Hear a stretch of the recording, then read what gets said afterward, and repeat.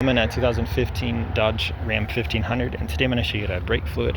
So first you open the hood, and then towards the driver's side here you should see your brake fluid reservoir.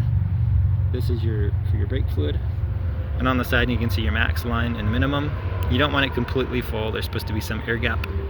And I'd also double check your owner's manual to make sure you're using the best type of brake fluid for your particular make and model. And that said, when you're ready though, just unscrew this cap. And with the funnel or straight from your liquid jug, just fill as needed till you're on that max mark.